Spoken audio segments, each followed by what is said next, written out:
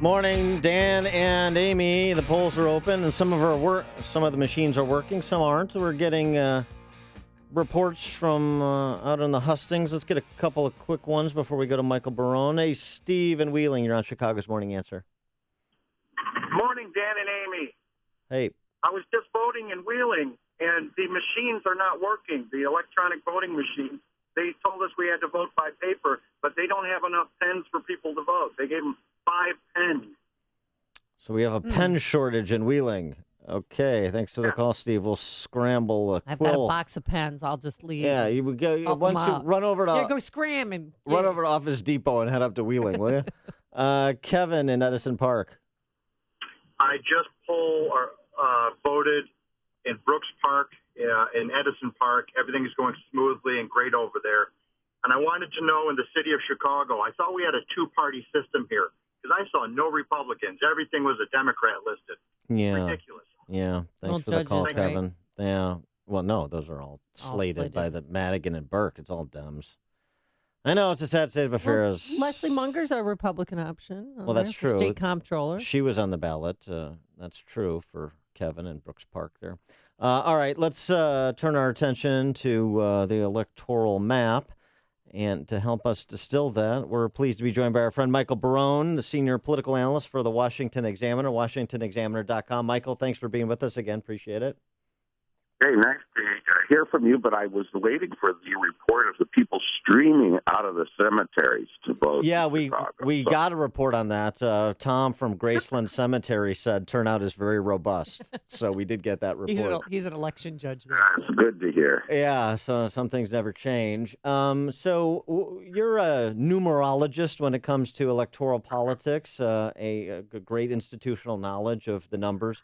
Do you fall in line with most of the analysts, the Nate Silvers and others of the world who put this at about a 2-to-1 likelihood that Hillary Clinton is our next president? Well, that makes a lot of sense to me based on the numbers that I see. I mean, she's pretty clearly leading in national polls. The latest run of them, she's averaging about 3.5% ahead of Donald Trump. They're both under 50, by the way. So, that makes sense. Now, if you've got, polling is not an exact instrument.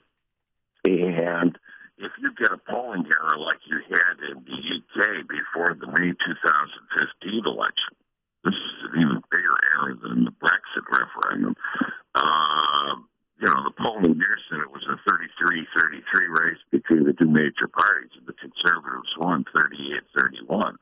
And if you're a pollster, that's a two-word moment for you, in which the first word is "oh." Right.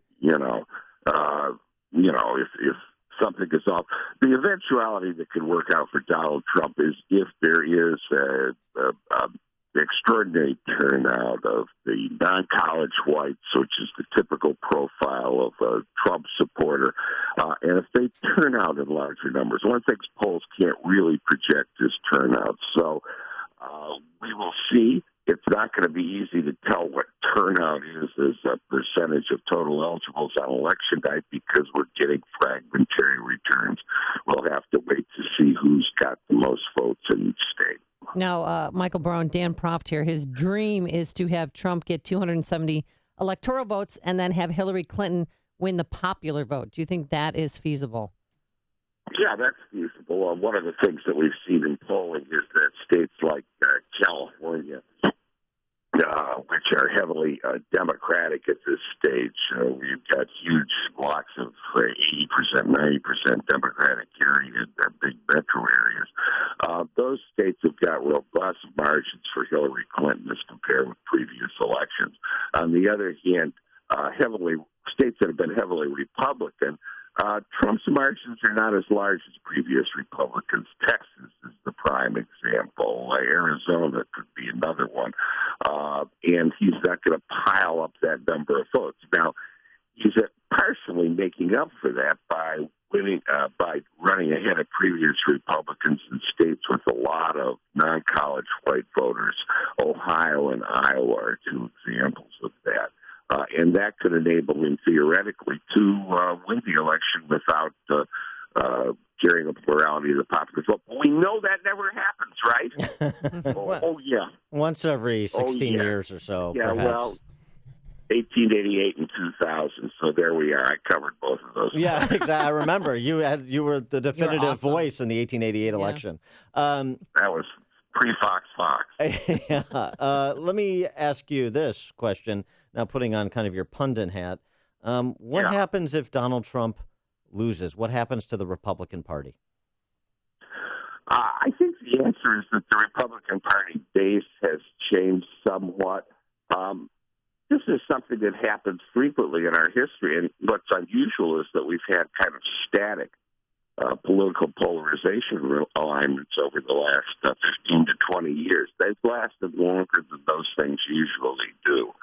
So I think the Republican Party needs to adapt. You've got, on some issues, clearly, they've got a different sort of constituency.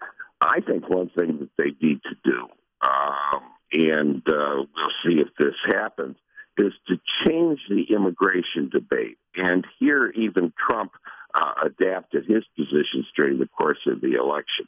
I think one of the key things for America is that we're letting in too many low-skilled people that we don't really need. We're letting in collateral relatives of people who often started off as illegal immigrants. We're not letting in enough high-skilled people. The Canadian writer F.H. Buckley reports that actually, if you look at high-skill immigration, people that came here as a result of their high skills and came to Canada, Canada lets in more high-skilled people every year than the United States. Canada's got 1/10 our population. Does that make any sense? I don't think so. By the way, in Canada, the average immigrant makes more money than the national average. In the U.S., the average immigrant makes a lot less money than the national average. How about letting some people in who are really going to make money, create jobs, innovate in ways, and let those high-skilled people up on, Kenilworth have some competition from high-skilled immigrants instead of low-skilled people having competition that's running down wages with low-skilled immigrants. So can you imagine if he does lose, Donald Trump delivering a concession speech? No, but there's a lot of things that happened this year that I was able to imagine and couldn't imagine. So we'll see. One of the interesting things in the campaign is that for the last 2 weeks, Donald Trump has been pretty disciplined. Yeah, because they took away his Twitter own account. standards. Well, and the James Comey announced his reopening the investigation of Hillary Clinton's emails on October 28th. Donald Trump resisted the temptation to make himself the center of the argument and to argue that he was indeed right to call Miss Universe 1998 Miss Pig. And you have to understand that she's really a terrible person and so forth. He kept his mouth shut on garbage like that. And Hillary Clinton fell in the polls because, of course, it's clear to most people that she did. 51% think she did something illegal. Another 37% think she did something wrong with the emails.